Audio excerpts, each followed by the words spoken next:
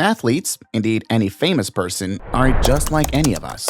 They go to work, go home, sometimes to their families, sometimes to an empty house, go grocery shopping, and pick their kids up from school. Sometimes the idea of that simple life isn't the case at all, though. Sometimes athletes like to go on massive spending sprees. They feed their vices or they make terrible decisions, again, much like any of us. While athletes and celebrities have a much better chance at coming back from the deep end than us, some don't get that chance. Their fame, fortune, and respect are gone, and their playing days are well behind them. What happens to athletes then? In today's video, we're diving deep into the stories of athletes who experienced the ultimate highs only to face unimaginable lows. These are tales of triumph, struggle, and in some cases, the harsh reality of losing it all. Let's start with one of the most high-profile stories, that of Mike Tyson. Now, where to begin with Mike Tyson? Going to jail on sexual assault charges? Biting off Evander Holyfield's ear in a match? Blowing all his career earnings on exotic pets like tigers?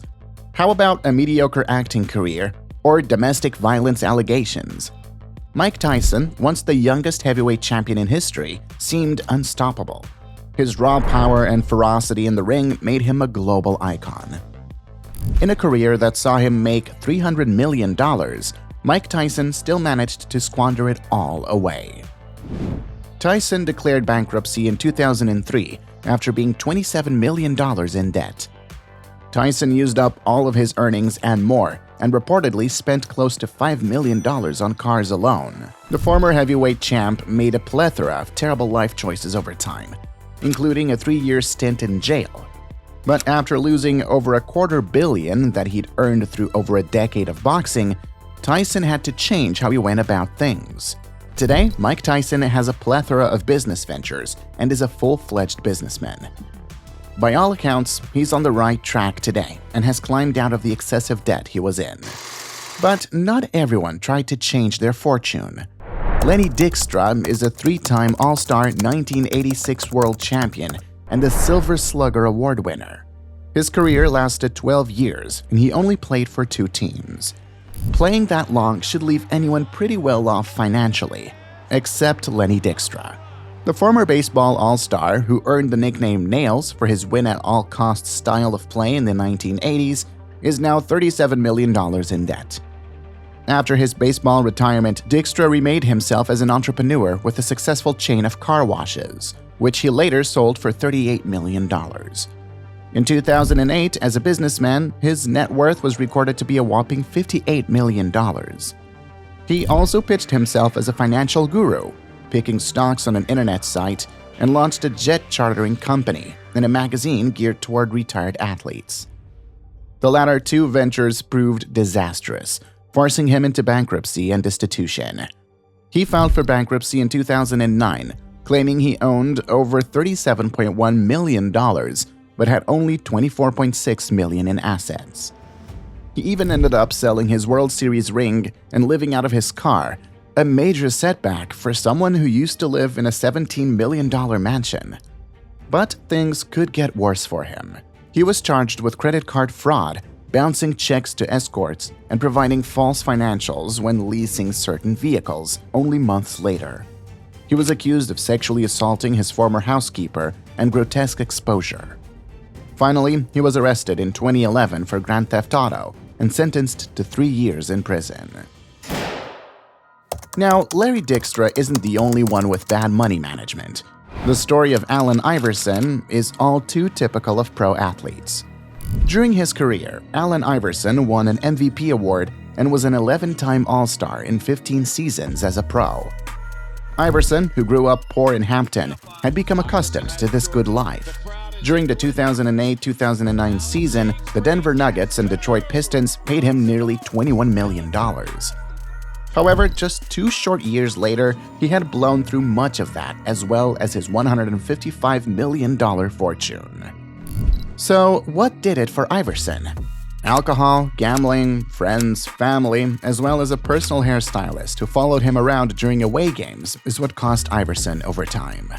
The lowest moment came during his divorce proceeding, when Iverson shouted at his ex-wife, "I don't even have money for a cheeseburger." Not all downfalls were because of lavish spending. Some stories are marked with dramatic controversies. Enter Marion Jones. The Los Angeles-born athlete swept the 2000 Olympic Games, breaking records to become the first woman ever to win 5 medals in the track and field category during the competition. Jones could do no wrong, sprinting her way to victory to become not just a superstar runner, but an American icon. She should have been set for life, but what followed was something nobody saw coming. Doping allegations, a strong denial, a highly publicized court case, and a subsequent prison term saw Jones spectacularly fall from grace. Perhaps even more devastating for Jones was that the International Association of Athletics Federations banned her from competing, and anything she won both during and after the 2000 Sydney Olympic Games was revoked. In addition to returning her medals, Jones was ordered to repay $700,000 in prize money. At her height, Jones earned as much as $80,000 per race and as much as $1 million in endorsement deals. In 2013, she'd filed for bankruptcy. Not long after, reports were released saying that she was sitting on a measly $2,000 nest egg.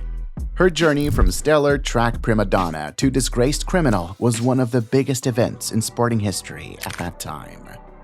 Speaking of dramatic controversies, if you've seen the film I, Tonya, then you probably already know Tonya Harding's story, or at least the dramatized version of it. Tonya Harding was once a rising star in the world of figure skating. Known for her incredible talent and athleticism, she became the first American woman to land a triple axel in competition, a feat that set her apart in the sport. In 1994, she and teammate/rival Nancy Kerrigan were training for the 1994 Olympics.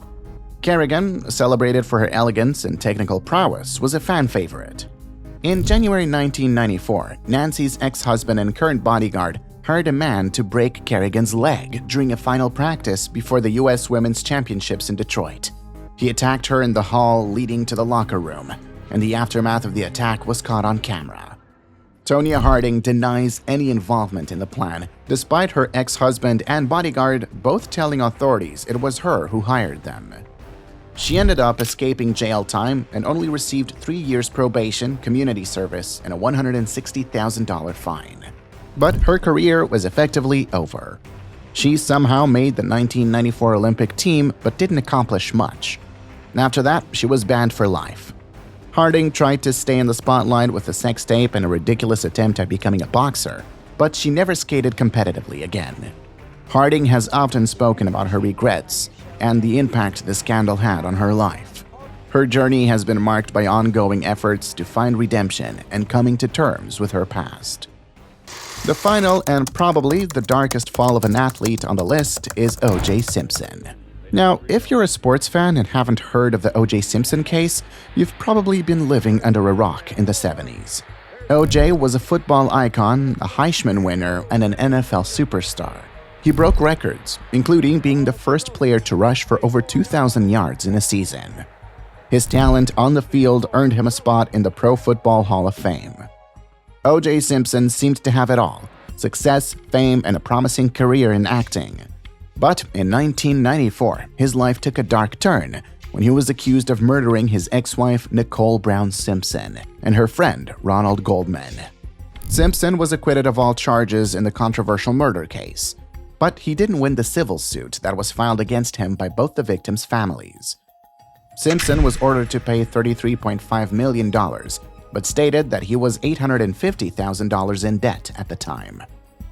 After having made close to $3 million selling off memorabilia, most of Simpson's assets, including his Eichmann, were also sold to pay off the suit.